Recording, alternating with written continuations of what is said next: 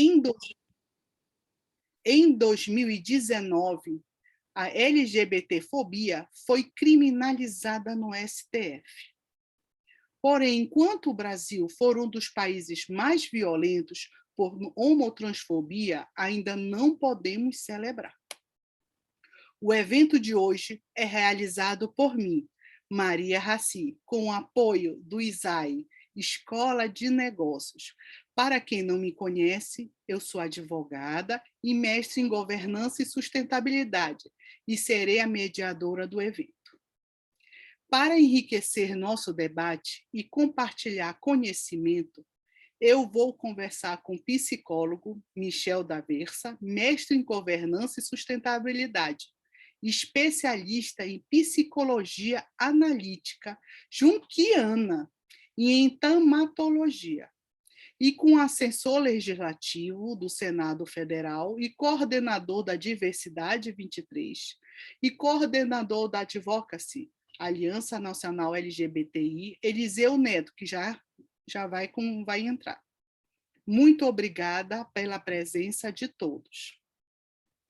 Peço a todos que deixem seus microfones desligados e fiquem à vontade para deixarem seus comentários e dúvidas no chat. Comentários ofensivos serão excluídos e o participante retirado do evento. Essa live é uma promoção do conhecimento, do respeito, da liberdade e da diversidade. Para começarmos, eu chamo Michel para falar o que é diversidade sexual. Boa noite a todos. Quero primeiramente cumprimentar e agradecer a Maria pelo convite e pela organização, assim como pelo ISAI, né, pelo apoio dado a esse evento. Cumprimento também a Kátia, né, que tem nos ajudado. Cumprimento, né, agradeço aí também pela presença do Eliseu, que em breve estará conosco, só enriquecendo ainda mais esse diálogo, né? É uma alegria e uma honra poder dividir esse espaço de fala com vocês, tá? Cumprimento a todos que estão aqui presentes, que se inscreveram, né, que estão aqui conosco, sejam todos bem-vindos. O Eliseu acabou de chegar, né? Seja bem-vindo, prazer dividir aqui esse espaço com vocês. Todos vocês que fizeram a inscrição, sejam todos bem-vindos. Agradeço por estarem aqui, né, compartilhando e conversando sobre esse tema tão importante. E, como bem apresentado já pela Maria, sou Michel, sou psicólogo. E respondendo aí sua pergunta, né, Maria, para começarmos, para falar o que é diversidade sexual. Quando a gente fala em diversidade, a gente está falando, né, diversidade humana, a gente está falando de distintas possibilidades de expressão, de vivência social das pessoas, né, que é dadas por diversos aspectos, seja pela orientação sexual, por gênero, pelo sexo biológico, por faixa etária, pela etnia, enfim. E quando especificamente a gente está falando sobre diversidade sexual, estamos falando dessas distintas possibilidades de expressão, de vivência da sexualidade e da identidade de gênero. E é preciso destacar que a diversidade sexual não pode ser entendida apenas, exclusivamente, como prática sexual, mas como todos os elementos que compõem a sexualidade humana, de uma forma ampla. Ou seja, as nossas vivências, sejam elas sexuais ou não, as nossas experiências, as nossas práticas, né, aquilo que nós aprendemos e incorporamos ao longo da nossa vida, nossos desejos, nossos afetos, nossos comportamentos, a maneira como vivemos, né, como percebemos a nós mesmos e como nos expressamos e conversamos com os outros e com o mundo, né? Ótima resposta, Michel. Michel, poderia explicar a diferença entre sexo biológico, gênero, identidade de gênero e orientação sexual? Seja bem-vindo, Eliseu. Estava sem áudio. Primeiro, queria pedir desculpas, meu atraso. Brasília sempre me consome muito. Eu fui para uma reunião às 2 da tarde e os parlamentares foram me segurando e eu tive que cortar a reunião e dizer que eu tinha um compromisso com vocês. Obrigado pelo convite e desculpe aí realmente o atraso, mas aqui está sendo uma semana bem atípica. Sempre que agora eu estou fazendo o home office do Rio, né? Quando eu venho para cá, tem 1000 coisas para resolver e vai surgindo, enfim. Desculpa. Ficamos muito felizes com o senhor aqui. Bom, respondendo a sua pergunta, Maria, quando a gente fala em sexo biológico, nós estamos falando, leva em consideração o aparelho reprodutivo, né, hormônios, cromossomos, aquilo que classifica as pessoas, né, em macho e fêmea, os animais em macho e fêmea, homens e mulheres, ou intersexuais, né, quando o indivíduo nasce com ambos os sexos, ou com a ausência de um atributo biológico necessário aí para a caracterização binária macho-fêmea, né? Quando a gente fala de gênero, se refere a tudo aquilo que é definido ao longo do tempo, né? E aquilo que é das expectativas também da sociedade, né? Ou seja, a maioria das pessoas ainda esperam que os outros exerçam papéis, funções e comportamentos com base no seu sexo biológico. Então se nasceu com pênis, é do sexo masculino, então precisa agir, se comportar, ter a função, que tudo aquilo que se espera de um homem, né? Mas o sexo biológico não determina por si só a identidade de gênero, muito menos a orientação sexual de uma pessoa. Isso porque a identidade de gênero é a maneira como se pensa, né, a respeito de si mesmo, né, que pode corresponder ao sexo biológico, no caso cisgênero, ou não, no caso de pessoas trans. Então, a identidade de gênero independe do sexo biológico, é um conceito mais subjetivo, construído socialmente, né? A expressão de gênero é a maneira como o indivíduo se expressa, né? A sua maneira de vestir, de falar, de interagir, etc. E a orientação sexual, a orientação afetiva sexual, né, refere-se à atração física, emocional, afetiva que temos pelas outras pessoas, né? Ou seja, não se limita também ao sexo biológico, mas inclui essa representação de gênero, né, que pode ser pelo mesmo gênero, sexo, né, no caso homossexual, do gênero ou sexo oposto, no caso do heterossexual, por ambos os gêneros e sexos, no caso do bissexual, ou mesmo não sentir atração sexual afetiva por nenhum gênero, né, no caso do assexual. E, claro, muitas outras também representações, aí, identidades de gênero que são possíveis também, né? É uma diversidade. E isso tudo a gente está falando sobre a sexualidade, que é uma marca humana que nos acompanha aí por toda a vida, né? E que envolve o sexo biológico, a identidade, os papéis de gênero, a orientação sexual, mas também o erotismo, o prazer, a intimidade, a reprodução. Tudo isso faz parte da sexualidade humana, né? Eliseu, você gostaria de comentar sobre esse tópico também? Eu Acrescentar acho que o algo? Michel foi excelente na explicação dele, né? Na verdade, é tudo muito simples. Quem quer complicar, faz porque deseja. Porque a grande premissa disso é respeitar o outro. Assim. É Como eu ter quero me liberdade. vestir, como eu me percebo, como eu me coloco na sociedade, isso só cabe a mim. Eu sei, como diz a música, a dor e a delícia de ser o que eu sou. Né? Eu acho que a gente avançou muito enquanto sociedade. Né? Na minha época de escola, assumir que era gay na escola era uma loucura. Hoje a gente vê que meninos vão com unha pintada. Claro, temos escolas e escolas no Brasil, temos muitos Brasis. Né? A criminalização da homofobia, a gente garantiu ela, mas ela ainda não chegou em todos os lugares. Mas a gente vê na cultura, nas músicas, nas brincadeiras, nas festas, uma mudança no sentido da liberdade, né? Do respeito ao outro. Mas Liberdade para amar, né? e tudo parte de um processo de uma educação libertadora, uma educação transformadora, né? O Paulo Freire falava isso claramente, ser uma educação transformadora, o sonho do oprimido é ser opressor. Então, mesmo dentro da população LGBT, a gente vive preconceito, a gente tem gay machista, gay que quer controlar o corpo dos outros, que diz que não deve ser tão afeminado, que não tem para que se vestir de tal maneira, que tem preconceito com as pessoas trans, enfim, porque é natural do ser humano o desejo de formar grupo. Né? Quando a gente fala como psicanalista, quando um bebezinho nasce, a única coisa que ele tem no inconsciente dele é que ele tem que ser amado. Eu tenho que convencer essa maluca que deu a luz a mim a ficar 15 anos da vida dela cuidando de mim, trocando minha fralda, limpando minha bunda, senão eu vou morrer. Diferente dos outros animais que têm instinto, o ser humano não tem instinto. Então, a marca primária que a gente tem, o Freud chama de Nebenmensch, é eu preciso ser amado. Isso, quando chega na adolescência, se transforma num desejo de formar grupo. E como é que eu formo grupo? Por exclusão. Então, eu tenho o grupo dos machos, não é isso? Macho forma grupo. Quem que não é macho? É o broxa e a bicha. A primeira ofensa que a gente aprende quando é pequeno é bicha, viado. Né? O cara fecha o carro do seu pai e fala, ô, seu viadão. O seu pai não está, na verdade, dizendo que aquele homem transa com homens ou tem amor por homens. Ele está dizendo que ele é um não-homem. Então, isso fica muito marcado na cabeça da nossa juventude. De repente, quando você começa a se perceber, dentro dos seus desejos, dentro do que você é o não-homem, você é aquilo que ninguém quer ser, aquilo que é uma ofensa, isso é muito doloroso. Então, como é que eu vou consertar isso? Bem, então, dentro do grupo dos não-homens, eu vou formar outros grupos. O grupo do não-afeminado, o grupo dos padrões, enfim, esse mecanismo de exclusão que está no nosso inconsciente, ele só pode ser modificado com educação.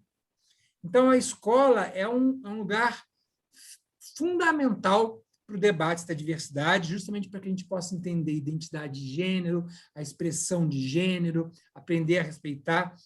Eu fui consultor da Base Nacional Comum Curricular, isso está explícito, a empatia é uma habilidade que deve ser construída na escola, e justamente por isso os fundamentalistas são inimigos disso. Vem com o papo de ideologia de gênero, que vai transformar meu filho em viado, que vai engueizar as pessoas, porque a luta que se trava é de uma escola do século passado, uma escola racista, uma escola homofóbica, uma escola onde a sexualidade não pode ser falada, e as consequências dessas são as mais graves possíveis, além do alto suicídio entre jovens gays, altíssimo índice de gravidez entre meninas. O Brasil hoje é o país da América Latina que cresce no número de infecção de HIV e AIDS de jovens de 13 a 19 anos, porque essa onda obscurantista atacou a escola e nos usa, nós LGBTs, como massa de manobra. Olha, ele vai transformar o seu filho em gay. E todo mundo sabe que é difícil ser LGBT, e muitas famílias, na sua inocência mesmo, falam, bom, então é isso, vou eleger esse cara aí, que vai proteger a família, que vai proteger o meu filho, que não vai deixar ele se perverter. E, infelizmente, esse discurso cola. Então, a gente educar e falar sobre isso como um evento, como vocês estão fazendo agora, é fundamental. E a nossa luta pela criminalização, que acho que a gente vai falar um pouco mais dela depois, também foi muito mais no sentido de educar do que de querer prender as pessoas. Mas a legislação, ela fala para onde caminha um país. E o Brasil deu um passo dizendo a LGBTfobia é crime, não pode mais ser praticado. Quer dizer, a injúria, a difamação, os ataques que eram feitos em canais de televisão, ainda são. Canais de televisão, em algumas igrejas, elas são crimes, elas têm pena, e a gente está vendo aí, se vocês acompanharam o negócio do Siqueira, né, que falou aquilo, perdeu já 3 patrocinadores, a gente está processando ele, estamos processando o canal de TV, inclusive pedindo que eles percam a concessão. Quer dizer, agora tem consequências, e isso é muito importante. Que bom, Eliseu, que bom. Michel, quando o preconceito começa em casa, por que é tão doloroso se assumir? E acredito que um pouco, Eliseu já falou ali, que realmente não é fácil se dizer, se assumir LGBT, né? Nós vivemos um mundo em que ainda há vários países que punem, né, com prisão, com pena de morte. No Brasil avançamos, né, um pouco, mas eu vejo que ainda existem pessoas que dão voz, né, a essas pessoas que ainda estigmatizam, né, tem essas atitudes de preconceito, de homofobia. Mas realmente já se cresce, né, ouvindo que ser LGBT é errado, né, que não é normal, que é imoral, talvez um pouco até por essa heteronormatividade, né, ou cisnormatividade, né, o modelo que o indivíduo tem que se identificar social, cultural e psicologicamente com o seu sexo biológico, né, e que isso a gente vê historicamente que só patologiza, né, estigmatiza e, consequentemente, acaba produzindo sofrimento, dor, preconceito, violência e até mesmo a morte, né, tanto subjetiva, social, à medida que tenta se afastar, né, essas pessoas, e até física, né, morte física também. E eu acho que essa desinformação também, né, é outra coisa também muito grave. né? De não saber, de não ter esse espaço realmente para a gente discutir, para a gente falar, né? Esse também é um discurso também muito homofóbico, né, preconceituoso, de que não se pode falar na escola, não se pode envolver criança, não se pode tocar nesse assunto. Mas por que não discutir? Por que não falar uma coisa que é inerente ao ser humano, que é a sexualidade, né? Seja por, enfim, questões religiosas também, de não reconhecer essas diferenças, aceitar, né, e conviver com essas diferenças, né? E então realmente tudo isso, viver nesse conceito, dentro desse contexto, realmente é muito difícil, né? E ainda a pessoa ela precisa assumir não somente para a sociedade, mas também para a família, né? Para si mesmo. E quantos são expulsos de casa simplesmente por assumir, por ser quem é, né? São excluídos de outros meios sociais, ou às vezes até querer fazer parte de uma denominação, enfim, religiosa, e não é aberto, não há espaço, como se fosse uma coisa assim realmente anormal de outro mundo, o que acaba estigmatizando e causando ainda mais sofrimento para a sociedade inteira, né? Porque aquela pessoa também está inserida numa família, num contexto onde realmente ele sofre e outras pessoas também sofrem também, né? Obrigada, Michel. Eliseu, quais são os mecanismos de defesa para ser utilizado e quem não faz parte da comunidade, como pode ajudar na luta contra a discriminação? Olha, hoje o Brasil é o segundo país do mundo com maior número de direitos para a população LGBT. Isso é uma vitória tremenda, né? Em 2011, a gente não era nem família. As pessoas às vezes não entendem a importância da luta pelo casamento, mas sem o casamento, quando era só união civil, eu vou dar um exemplo. Se o meu marido ficasse doente e fosse para o hospital, eu não era considerado família e não poderia tomar decisões sobre a saúde dele, para efeito de patrimônio. Eram 92 direitos civis que eram deixados de lado por a gente não poder ser considerado família, desde herança, plano de saúde, até visita conjugal em presídio, por exemplo, né? Depois a gente conseguiu a redesignação, a mudança de nome, o nome social no ensino médio, que eu acho que é uma coisa que a gente fala muito pouco, mas só em 2017 que a gente conseguiu garantir que o nome social de crianças fosse respeitado nas escolas. Então, você imagina que uma menina toda, né, era chamada pelo seu nome original, que não tem nada a ver com a personalidade dela ou com a identidade de gênero dela.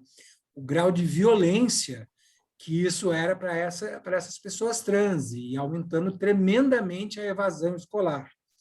Que a escola ainda é um espaço muito difícil para pessoas trans, né? Sobre a questão do banheiro. A gente tem casos de meninas trans que morrem de infecção urinária porque tem medo de ir no banheiro. Se for no banheiro feminino, as meninas vão reclamar, se for no banheiro masculino, pode sofrer um ataque, uma agressão.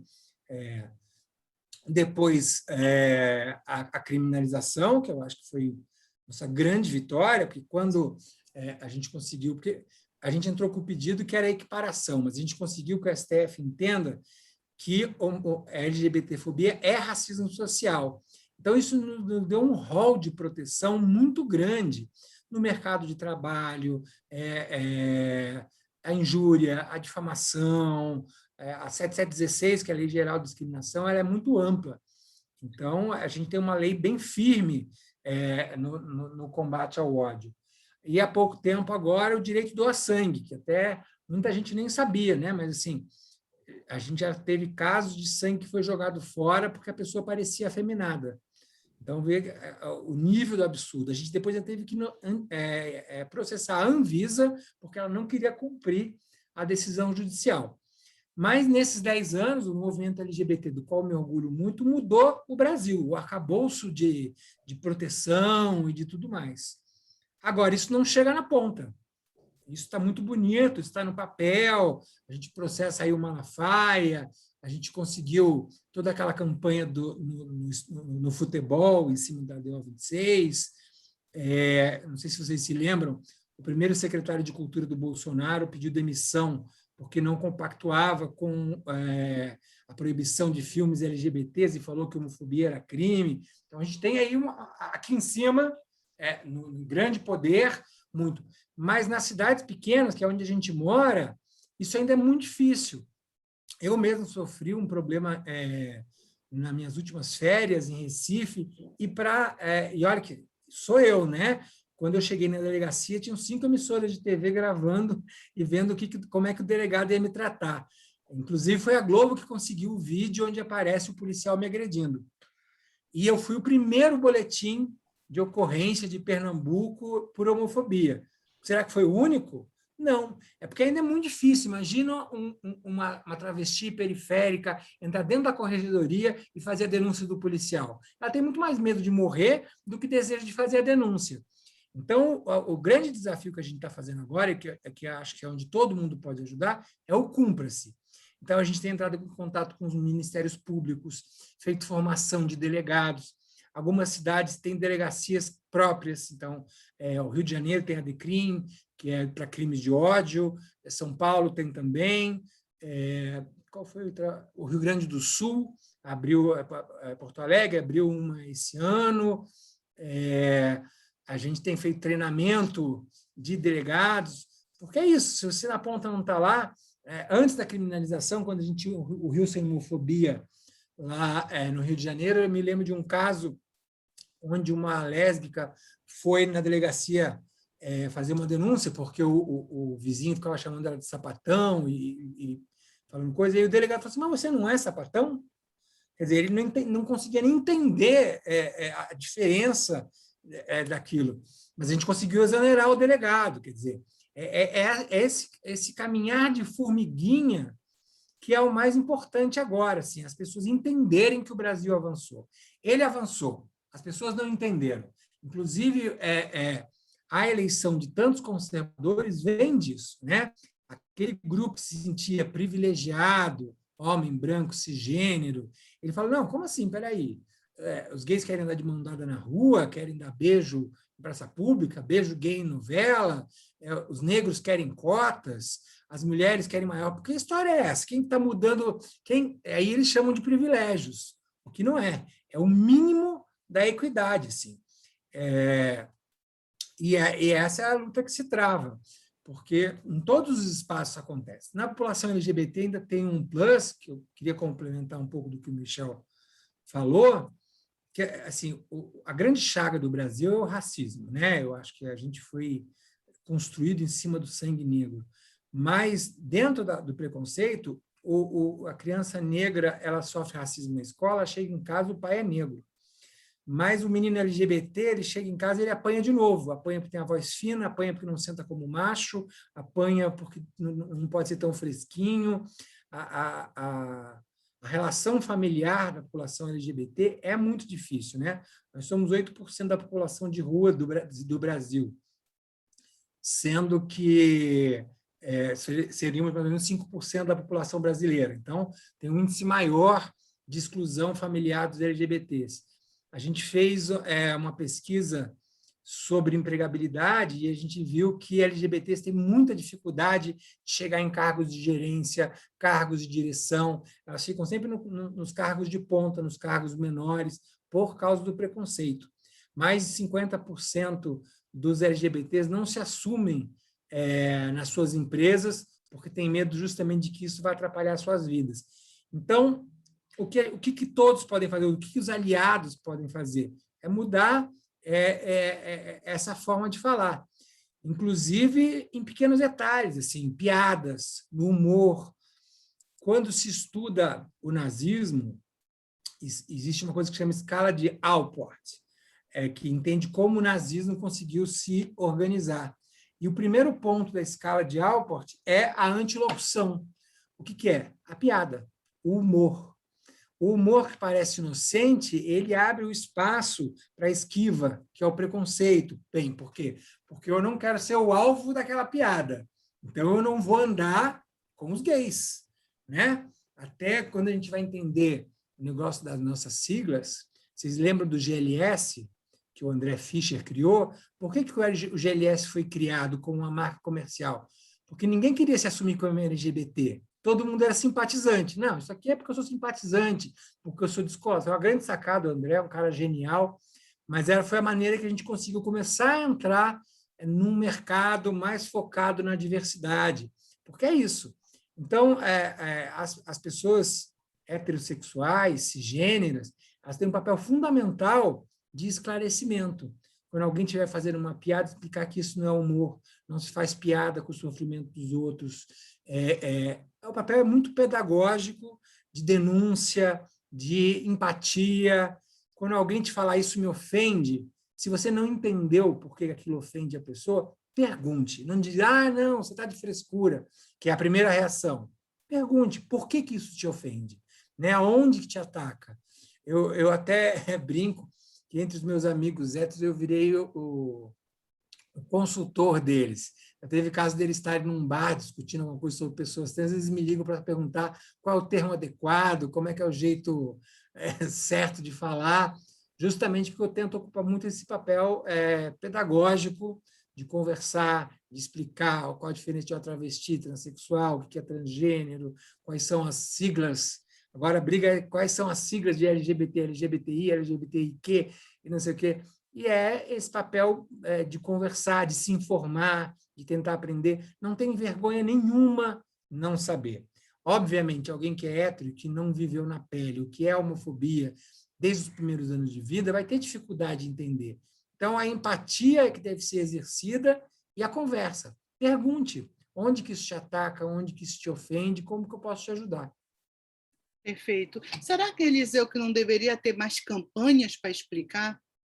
Porque eu deveria ter mais campanhas, né?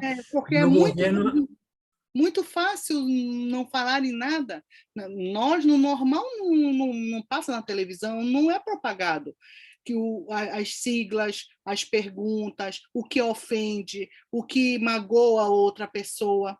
Não passa essa outra parte. Como do mesmo jeito, por exemplo, agora na pandemia, o que tu viste influenciou algum mais agressivo contra os LGBT ou não, Eliseu? Tu achou com certeza, porque você tem aí meninas que tinham seus relacionamentos e que saíam de casa e que estão trancadas dentro de casa com pais homofóbicos. Eu tenho muitos seguidores LGBTs nas minhas redes sociais e vivo recebendo pedido de ajuda e que às vezes nem eu sei o que fazer, porque chega uma menina de 14 anos e me fala, meu pai mexeu no meu computador, descobriu que eu sou lésbica, está me mandando morar no Maranhão com a minha mãe e vai me separar da minha namorada. O que eu faço? Nem sei muito o que responder, né? Antes a gente tinha o espaço da escola, em algumas cidades tem locais de acolhimento, mas eu vou falar para a criança que denunciar o pai no conselho tutelar, aí ela vai morar onde? Esse momento da juventude, onde o LGBT está se descobrindo, eu acho que é o mais difícil, porque a grande necessidade do adolescente é fazer parte, se sentir acolhido. E o pânico do LGBT é achar que ele é o diferente, é o esquisito, é o que vai ser excluído, porque acontece, né? Ainda hoje, dentro das escolas, em média de 38% dos meninos, dos alunos, não querem ter um amigo LGBT. Hoje, imagina como foi isso antigamente. Então, sim, no governo anterior, no governo do Temer, que levava a pecha de governo homofóbico, que não é bem verdade, a gente fez o pacto pelos direitos humanos, educação, mais de 500 universidades aderiram ao pacto, que era uma pontuação que o CNPq dava para quem botava direitos humanos na formação de professores. A gente teve o pacto pela não violência, que vários estados assinaram. No Ministério da Cultura, a gente fez o Prêmio de Cultura pela Paz, a CEPIR fez um prêmio, um edital para jovens LGBTs negros, mas agora, infelizmente, a gente tem um governo que escolheu como pauta ser inimigo da população LGBT. Fechou os direitos humanos dentro do Ministério da Educação, tentou tirar a pauta LGBT dos direitos humanos, tentou tirar o turismo LGBT, que movimenta milhões no Brasil, movimenta mais dinheiro do que a agricultura, mas porque agrada uma minoria barulhenta do atual presidente. Então, a gente tem uma dificuldade muito grande hoje de fazer essa educação, né? Na Base Nacional Comum Curricular, que a gente levou 10 anos construindo, está lá. Empatia como algo que deve ser debatido nas escolas. A diversidade aparece 48 vezes. Eu, inclusive, fui o consultor da pauta LGBT. Mas está tudo paralisado, né? E aí a gente não consegue mais ter esses espaços acolhedores. Obviamente, na pandemia, tudo piorou, né? A desigualdade piorou. Vamos pegar, por exemplo, o investimento em cultura. Você acha que o dinheiro de cultura que a gente mandou para os estados foram para drags, travestis, para a cultura LGBT, ou foi para a cultura tradicional? Bom, aqui em Brasília, que o secretário de Cultura, o Carlos Alberto, é meu amigo, ele fez um edital para LGBTs, porque eu enchi bastante o saco dele, e a gente é bem preocupado com a pauta, mas eu vi isso em muito poucos lugares. A gente não consegue fazer o recorte e entender que há uma gravidade maior, uma vulnerabilidade maior, e que ela vai se somando. Se eu sou LGBT, se eu sou LGBT e negro, se eu sou LGBT negro e periférico, e você vai criando um ciclo onde a pessoa não tem como sair, né? O discurso da meritocracia ele é uma mentira, não tem meritocracia. Se eu vou comparar um garoto que teve acesso a viagens, a paz, um ensino superior, a livros, com outro menino que vai para a escola porque tem merenda. Não tem como dizer que essas pessoas podem competir, porque não há nenhuma igualdade nisso.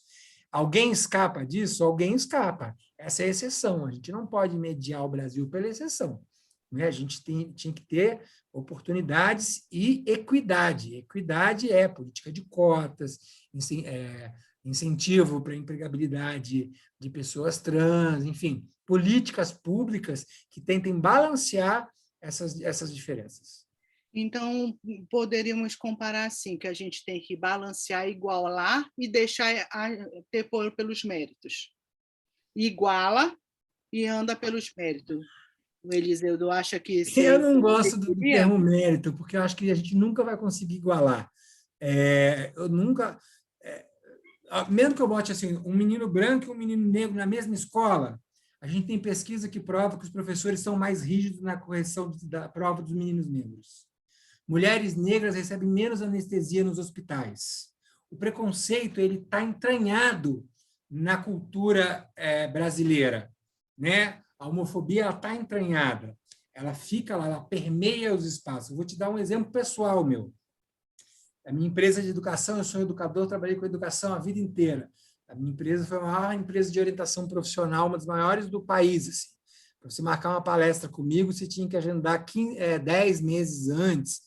Enfim, quando eu comecei a virar o gay famoso, que vai para a televisão, de repente começou a diminuir, eu não entendi o que aconteceu. Depois eu entendi. As escolas católicas não querem um gay famoso dentro das suas escolas falando com os seus jovens e seus adolescentes. Eu tive que ressignificar toda a minha carreira depois de burro velho, porque a homofobia está lá, ela está instalada. E olha que eu sou um homem branco, loiro, com ensino superior, quer dizer, estou no topo do que seria essa lista de privilégios, mesmo assim a homofobia me atingiu por mais de uma vez. Então, assim, a gente tem que estar sempre promovendo essa equidade, né? O mérito existe, mas ele sozinho não resolve. Porque aquilo que eu te falei, é natural do ser humano a exclusão, então a gente tem que estar sempre enfrentando isso e promovendo a equidade. Eliseu, barreiras, tu falaste muito e todo mundo percebe as barreiras para denunciar. O que pode ser feito para que essa denúncia seja efetiva? Por exemplo, tu denunciaste, ok, conseguiste, e uma outra pessoa, qual o acesso que ela tem, qual é a ajuda que ela tem para denunciar? É muito difícil, tá? Vou te contar que eu fiz isso quando estava de férias. No quarto dia, meu namorado estava brigando comigo. Falando, não aguento mais fazer corpo de delito e não sei aonde. Ainda mais a gente que a imprensa toda ficou em cima, aqueles canais populistas foram. Depois, o pessoal de aplicativo começou a fazer fake news dizendo que eu e ele a gente estava brigando dentro do carro e por isso que a gente foi colocado para fora e não porque a gente estava fazendo carinho, que nem beijo foi. Ele me fez um carinho. É bem difícil, né? Então, o que a gente tem discutido? Por exemplo, denúncia online, as delegacias colocarem onde você... É mais fácil, por exemplo, eu poder fazer uma denúncia pela internet do que ter que entrar dentro de uma delegacia para uma pessoa LGBT. Defensoria pública, criar os espaços seguros, onde essa pessoa se sinta segura para ir. Porque hoje ainda a comunidade LGBT não se sente segura de entrar numa delegacia e fazer uma denúncia. Né? Será que poderia ter mais delegacias especializadas, e quem fosse atender as pessoas fosse também LGBT+? Eu acho que sim, acho que seria bem interessante. Não sei se precisa ser um LGBT, mas alguém treinado para fazer o acolhimento disso. Isso é um problema que a gente tem em todos os aspectos. A gente tem isso na saúde. Imagina uma mulher lésbica quando vai num médico e o médico é um homem meio bruto e toca o corpo dela como ela se sente desconfortável. Pessoas trans que não têm o seu nome respeitado quando entram no ambulatório. É isso, é preparar nosso funcionalismo público e o privado também a lidar com essa população. O desconhecimento é nosso maior inimigo, assim, né? Eu já tive muita encrenca para defender esse tipo de coisa, pessoas que chamam a Tiffany do vôlei pelo nome masculino. A gente teve uma época que a gente teve um embate grande com a imprensa, porque a imprensa falava o travesti foi baleado, e a gente teve que começar a eu tive uma época que comecei a me recusar a dar entrevista enquanto eu não pudesse revisar o texto e garantir que fosse a travesti, que o nome da mulher fosse citada, que ela fosse respeitada em sua identidade de gênero. Aí a gente da Aliança Nacional, a gente fez um documento oficial, uma cartilha para a imprensa, mandamos para todos os órgãos de comunicação, fizemos um lançamento e a gente viu que isso fez um efeito muito grande, assim. Até desse meu episódio que aconteceu no aplicativo, que foi no 99, gerou toda uma política na empresa, porque eu fui lá, eu denunciei, eu entrei em contato com a 99, eu sou chato mesmo, né? E eles criaram uma rede de treinamento, de conduta, até participei do lançamento desse material muito interessante que foi criado, e é isso, a gente tem que, aos pouquinhos, criando os espaços e preparando as pessoas. Ótimo, excelente resposta. Agora eu vou ver as perguntas que estão aqui no chat, um espaço para as perguntas.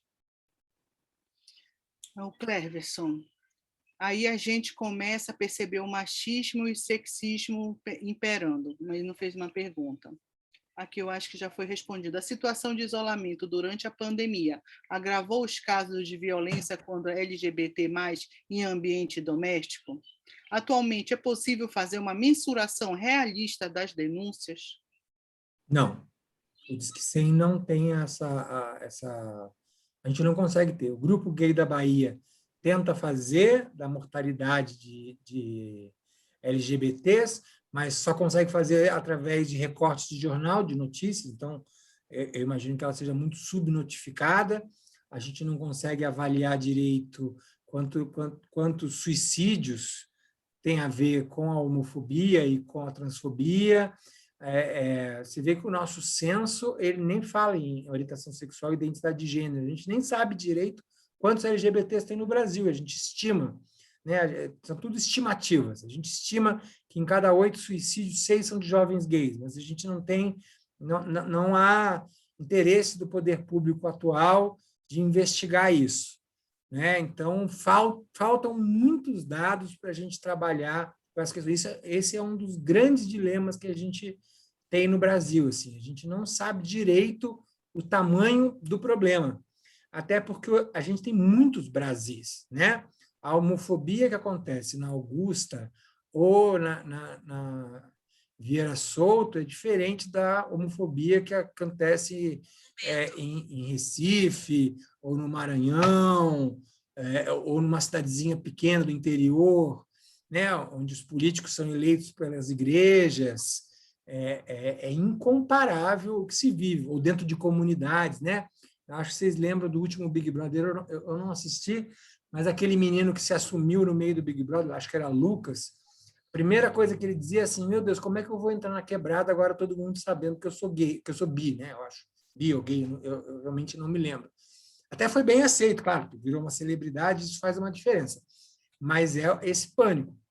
Às vezes a gente não entende a importância da parada LGBT, mas para muitos LGBTs é o único espaço onde eu posso lá expressar a minha sexualidade. Porque daí, entre 3 milhões de pessoas, né, ou 800 mil pessoas no Rio de Janeiro, eu posso beijar, eu posso rir, eu posso me divertir, porque o LGBT pobre, ele não tem esses espaços, ele não tem as boates seguras, ele não tem como voltar, ele vai ter que pegar um ônibus. Então, quando ele vai pegar o transporte público, ele tem que pensar na roupa que ele vai estar usando dentro desse transporte público. Eu tive um amigo que levou um skate na cabeça porque estava com uma roupa afeminada. Para vocês terem uma noção do que a gente vive, em Florianópolis, que é de onde eu sou, meus 2 melhores amigos, os 2 se suicidaram, porque ficaram em Florianópolis, eu saí de lá, e não aguentaram a pressão da homofobia velada, que é uma homofobia de exclusão, de você não pode entrar em certos espaços, certas pessoas não vão falar com você. Então, ainda é uma longa trilha. Outro comentário. Eu sinto muita falta de informação. Campanhas seriam bem importantes mesmo. Perguntou se a aula está sendo gravada. Está tudo sendo gravado. Eu acho que é Maria Cristina. É triste que tem países que as pessoas não podem ser quem elas querem ser. Por exemplo, na Rússia é proibido que tenha qualquer manifestação gay. Mas aqui também, né? Será que aqui todo mundo pode ser quem pode ser? Eu conheço muita gente. Inclusive, eu tenho 15 anos de consultório. Eu me lembro de ter pacientes meus extremamente afeminados, mas que acreditavam que passavam por hétero. Até tem um termo que eu uso, que estão na cristaleira. Não é está no armário, é está na cristaleira.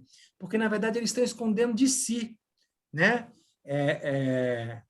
Eu saí, eu sofri homofobia em casa, dos 12 aos 17 anos, violência física de um tio meu, e aos 20 eu me mudei da minha cidade porque eu tinha medo de me assumir. Né? Eu trabalhava na televisão lá e, enfim, achei que ia virar... A vergonha primeiro é interna, né? O grande trajeto que a gente faz é da vergonha para o orgulho. Esse é o mais difícil.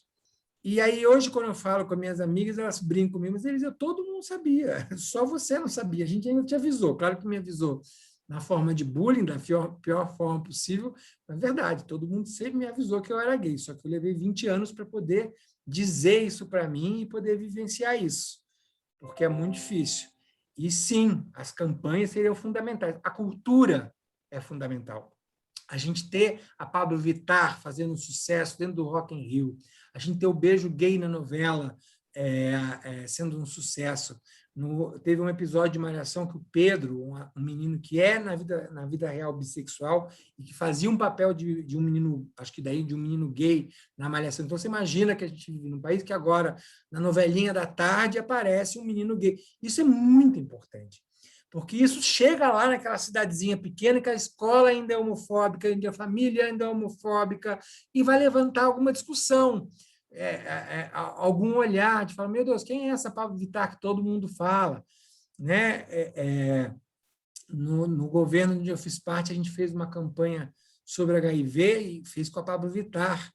E os comentários eram absurdos, dizendo, mas por que camisinha se ela não engravida? É um pensamento tacante de achar que camisinha só serve para prevenir gravidez, esquece de todas as ISTs que vêm, justamente porque a gente não está conseguindo, nas escolas, cumprir o papel de falar de sexualidade. Porque o que é sexualidade? Acho que o Michel falou sobre isso.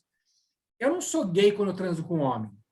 Eu sou gay quando eu começo a construir uma identidade de cultura gay, dos filmes que eu gosto de ouvir, de com quem eu ando, de para onde aponto o meu desejo.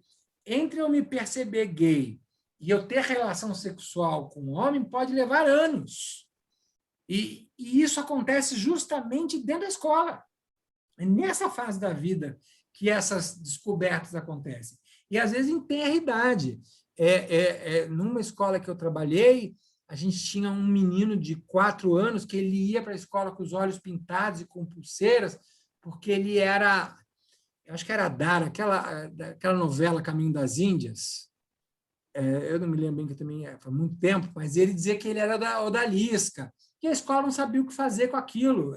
E aí tive que ir lá orientar a família, dizer, olha, vamos ver. Dá para dizer que esse menino é gay?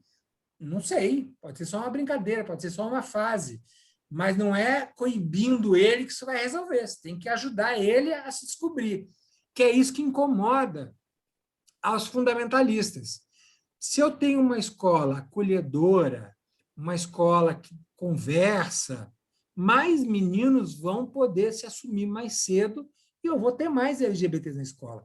Não quer dizer que eu estou formando LGBTs, quer dizer que eu estou tirando esses jovens da prisão do inconsciente, da heteronormatividade compulsória. Porque quando você nasce, alguém já decide, você é menino igual de mulher. Quando eu era pequeno, eu andava com meu avô foi herói de guerra, teve um campo de concentração, então era um homem durão, ele passava comigo, com as amigas, e falava assim, olha, segura sua cabrita que já já vou soltar meu bode. Ia dizendo isso. E lembro que quando eu me mudei para o Rio, meu avô falou, olha, cuidado que lá é cheio de viado. Meu avô faleceu, acho que antes de saber, antes de eu virar um gay tão conhecido, porque eu tenho essa coisa, né? Minha família toda soube de mim pela televisão. E me aceitaram muito bem, muito melhor do que eu imaginava para uma família que é do sul do país. Todos têm muito orgulho e, enfim, me tratam com muito amor e carinho, mas essa não é a realidade geral. Infelizmente, né? Infelizmente. Eliseu, eu tenho uma pergunta para ti. Eliseu, discutir esses assuntos dentro da escola é super importante. Esse papel seria feito pelos professores ou seria necessário preparar profissionais? Eu acho que hoje, como os professores são, eles não têm capacidade de fazer isso. Aliás, isso é um dilema que a gente tem dentro da educação. O professor, eu vou te falar isso com todo o respeito, que eu tenho uma das profissões mais importantes que existem no Brasil, ele não tem muita noção de qual é a sua tarefa na escola. Eu já escutei de muitos professores que quem educa é a família, que o papel dele é ensinar. Isso não é verdade, não é o que diz a nossa Constituição. Artigo 205 da Constituição diz que a educação é dever da família, da sociedade e do Estado. Eu até tentei um projeto de lei, uma época, para que todo curso de licenciatura e de pedagogia tivesse disciplina de direitos humanos. Só que a gente esbarrou na autonomia universitária e não consegue fazer isso. Foi onde surgiu o Pacto pelos Direitos Humanos na Educação, que aí as universidades aderiam por vontade própria e aí ganhavam recursos do CNPq e pontos no CNPq. Então, a gente estava avançando bastante nesse sentido quando veio a onda do retrocesso e nos atrapalhou. Agora, nós temos um profissional que se chama orientador educacional. Eu sou professor de orientação educacional e isso faz parte do currículo da orientação educacional. E o Brasil foi um dos criadores da profissão de orientador educacional, é uma figura muito importante que está sendo esvaziada dentro das escolas, que devia fazer esse papel, eu digo, quase de um óleo para que a escola funcione bem, para falar com os professores, fazer a formação. O documento que eu entreguei via Unesco para o MEC falava justamente isso. Eu pesquisei todos os projetos de formação, capacitação, formação de professores, orientação nas escolas. A gente tem muitas iniciativas interessantes e importantes, núcleos de estudo dentro das universidades de educação, de pedagogia, mas a gente precisava incentivar. O que a gente tem ainda é muito pífio, porque a gente tem um profissional, e aí vem até de como a faculdade de educação é construída, ela é muito teórica. Então, tem muito Piaget, muito Vygotsky, mas eu não sei o que fazer quando o menino começa a se masturbar no meio da sala de aula. Eu não sei o que fazer quando um aluno começa a morder a orelhinha do outro na sala de aula. Eu não sei o que fazer quando o meu aluno vai de unha pintada na escola. Tem uma escola, que eu não vou citar o nome por elegância, mas eu fui consultor deles, que era uma escola onde os meninos moravam lá, né? E se passava nessa escola por concurso. O que aconteceu? Muitos LGBTs fizeram esse concurso para sair de famílias abusivas, porque eram jovens do Brasil inteiro. Aconteceu que virou uma escola com uma concentração altíssima de LGBTs, e aí eles se sentiam seguros de andar de mão dada na escola, de se beijar, de colocar pôster de homens nos quartos. Teve professor que pediu demissão, que saiu da escola, a gente teve que fazer formação com os professores, a reação de muitos professores foi extremamente dura, e você imagina, era uma escola que pagava muito acima da média aos professores, e mesmo assim teve professor que não suportou respeitar a sexualidade de adolescentes. Não estou falando de crianças, não. É no ensino médio. Tem muito trabalho, Lício. Temos muito trabalho, muito trabalho. Eu vou te falar, é um trabalho muito gratificante. Eu dou aula, agora não dou mais aula em pós-graduação, mas dei desde os meus 24 anos de idade, e dei a disciplina de orientação educacional. A grande maioria das minhas alunas eram evangélicas. E sempre que eu explicava o que é orientação sexual, que não existe escolha, que não é opção, eu tenho uma disciplina minha que é a construção do desejo, elas tinham uma compreensão muito grande. Inclusive, me lembro muito de uma vez que uma delas começou a chorar na minha aula e falou que trabalhava numa igreja com um projeto de cura gay. E ela falou assim, agora eu entendi a violência que eu estou fazendo com os jovens que eu amo. Porque ela achava que estava fazendo bem, quer dizer, que o menino chegava para ela e dizia, eu não quero mais ser gay. Ela dizia, eu vou te ajudar. Né? Que é uma área da psicologia que está proibido, mas muitos psicólogos falam isso. Não, mas se o menino não quer ser gay, eu tenho que ajudar ele a não ser gay. E não é isso.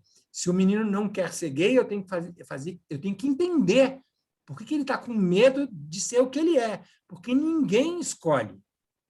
Né? Ninguém escolhe ser hétero. Os héteros que estão aqui me ouvindo, se alguém um dia acordou e falou, bem, deixa eu ver o que eu vou gostar da vida. Não tem esse momento. Para nós, LGBTs, também não tem esse momento. Não tem um momento que eu falo, não, vou decidir, acho que eu vou correr risco de vida, Não. A gente se descobre da mesma maneira que os héteros descobrem que tipo de mulher eles gostam, que tipo de fantasias sexuais eles têm. A gente vai descobrindo e construindo a nossa identidade. Não há escolha, não há opção. Então, a minha experiência nesse sentido de dar aula para professores, de fazer uma formação de qualidade, é muito rica, tá? Das pessoas compreenderem, mas tem que ser assim, com muita paciência, com disponibilidade de ouvir muita bobagem, de quem discorda de você, respeitar que alguém vai discordar. Mas é isso, é um diálogo de todo dia. Uma vez eu fui na Amazônia, na campanha da Marina Silva, e era um grupo de evangélicos, e eu fui falar também sobre isso. Eles até me chamaram para falar do homossexualismo, eu comecei corrigindo o deputado para não, homossexualidade. E no final, uma senhora me abraçou e começou a chorar também, e falou assim, nossa, agora eu entendi que o meu filho não tem culpa de ser isso. Ela não conseguia nem falar. Eu tenho que amar ele, né? Ela me perguntava se ela tem que amar o filho dela. Ela falou assim, eu acho que sim, eu acho que você pode fazer amar e amparar o seu filho. Então, eu acho que isso é fundamental, essa educação, e que os pais têm que entender que não vão corrigir o que não é doença, mas que eles podem ser o amparo, eles podem ser a fortaleza dos seus filhos para enfrentar o preconceito da sociedade. Outra pergunta. O SUS parece que também não evoluiu muito, né? Pouco, né? Assim, a gente tem ele garantido a hormonização, as cirurgias. O problema é a falta o tamanho da fila para isso. Nós devemos ter, acho que, 3 hospitais que fazem redesignação sexual, que é não vou dizer mudança de sexo, mas é a adequação do sexo à identidade de gênero. A fila é de 10 anos, né? Tem muita dificuldade de acesso também a hormônio, então as pessoas trans têm que tomar, comprar do próprio bolso, e aí são pessoas em situação de vulnerabilidade. Mas até o governo anterior, eu acho que eu vou repetir essa frase do governo anterior 1 milhão de vezes, a gente tinha um núcleo no SUS para a população LGBT, que até um amigo meu, o Peixinho, trabalhava lá, fazia um trabalho muito bacana de tentar criar políticas públicas, mas também agora está paralisado. Um comentário. É o que a Djamila Ribeiro escreve, lugar de fala, que a mulher negra está em um não lugar, por não ser branca e não ser homem.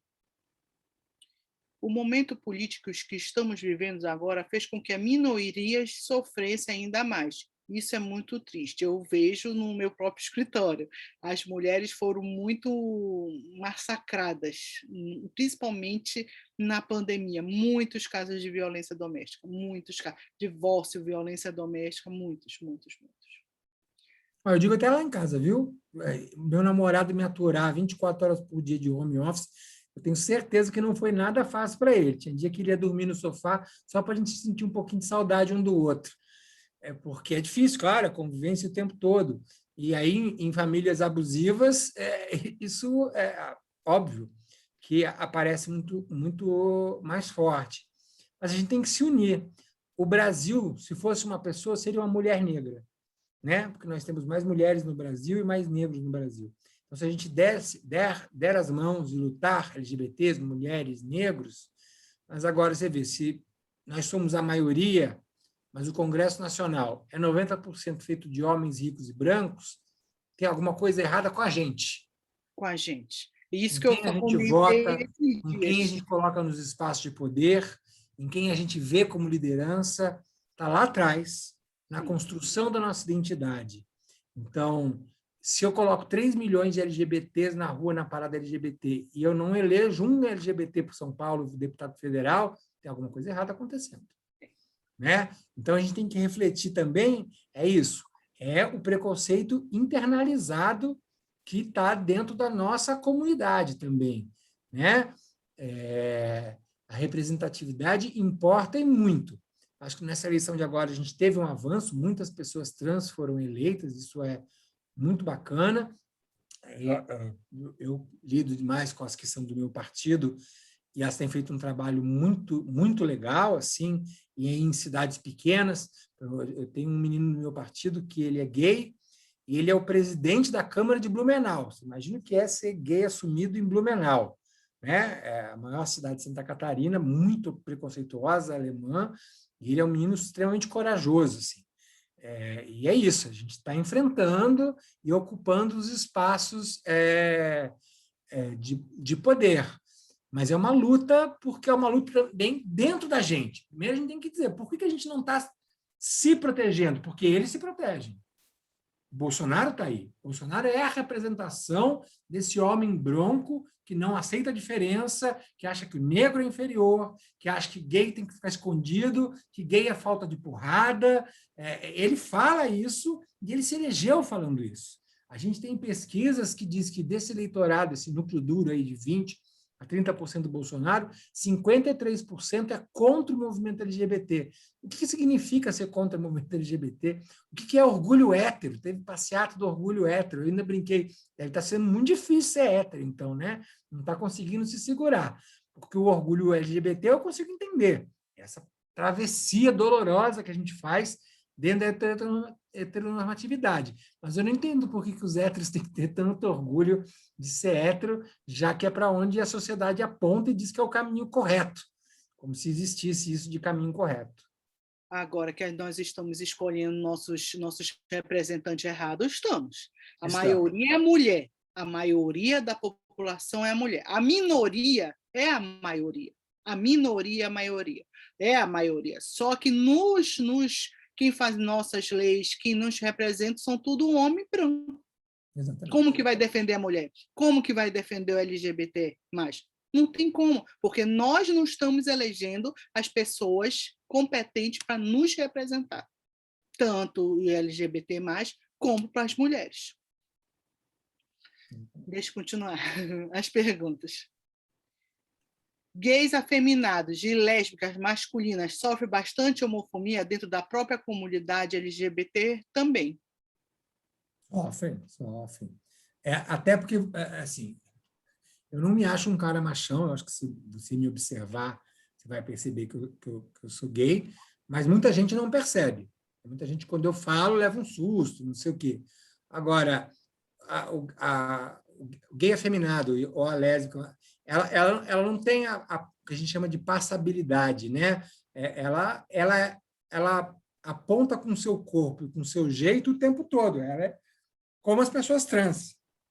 Elas são a linha de frente do ódio. Quem recebe primeiro é a chamada sapatão, caminhoneira, a bichinha, a POC. E, como eu disse, muitas vezes a própria comunidade também os ataca. Por que precisa ser assim? Né? Nesses aplicativos de encontro, por exemplo, às vezes fala assim, eu não curto afeminados. Aí você fala assim, mas como é que você sabe que você não curte afeminados? Você conhece todos os afeminados do mundo, para dizer que não curte todos? Ou você ainda não encontrou nenhum que você curtisse? Então, o preconceito ele vai aparecendo em todas essas repetições e esses espaços e vai encontrando respaldo.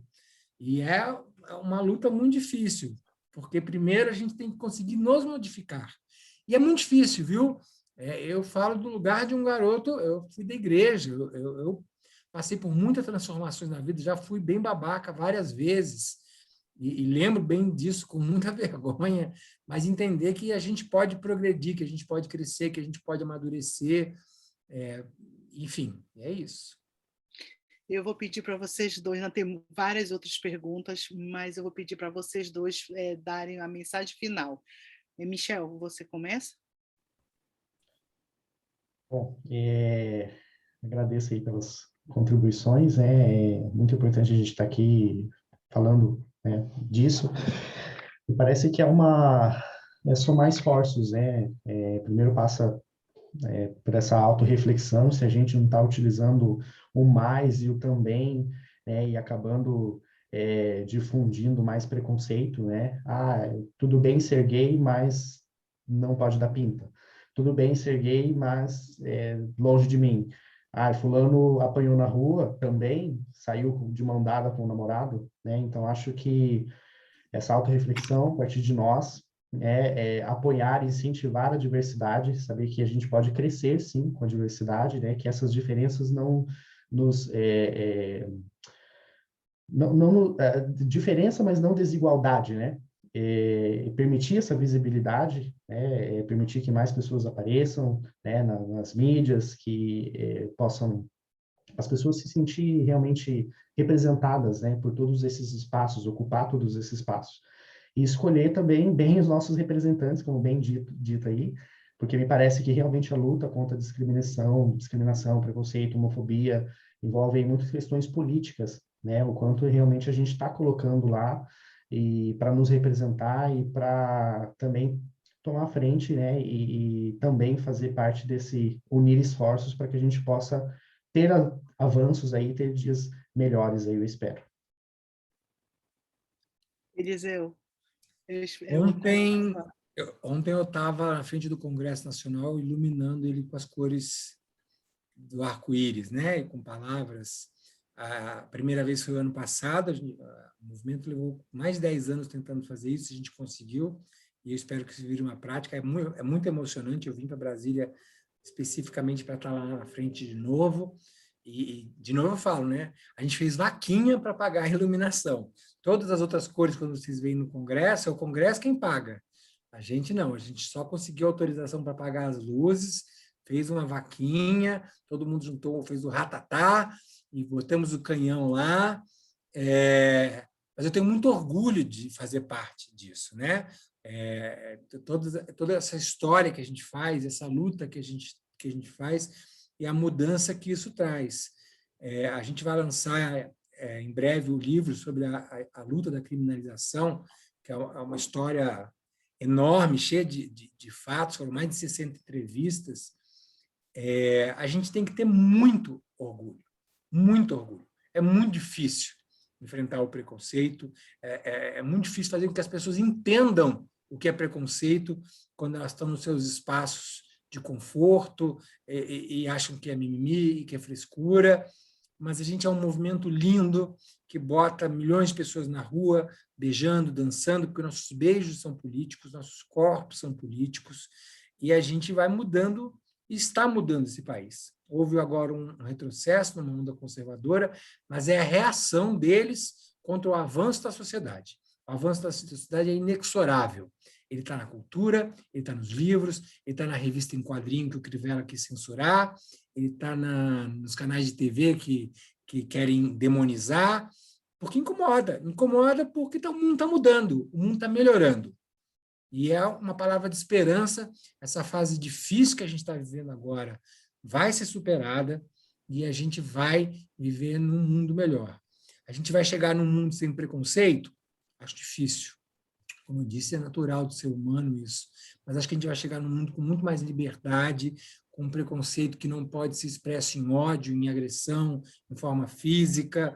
Enfim, eu acho que a gente vai avançar muito e se a gente avançou tão rápido em 10 anos, eu espero que eu ainda vou estar vivo para vir daqui 10 anos, a gente ter um Brasil muito melhor, muito mais acolhedor e com muito mais estrutura para dar suporte para a nossa população LGBT.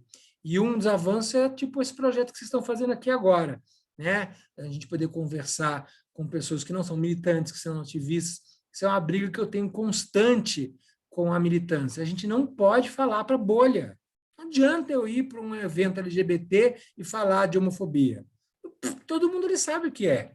Eu prefiro muito mais vir num evento evangélico ou num evento de uma escola como essa.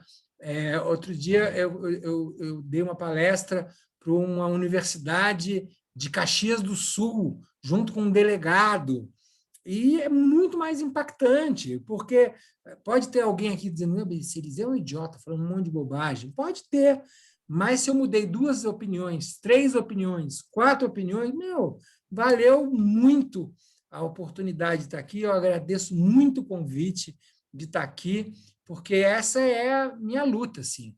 Aos pouquinhos, como era a frase da Lady Gaga, de lantejoula em lantejoula a gente vai mudar o mundo. E é isso que eu realmente acredito. É isso. Infelizmente, não temos mais tempo. O evento acabou, mas a luta pela liberdade individual, não. Sejam perseverantes e empoderados de conhecimento para um mundo muito mais digno, justo e livre. Livre também para amar. É isso. É isso. É um prazer estar aqui com vocês. Muito obrigada.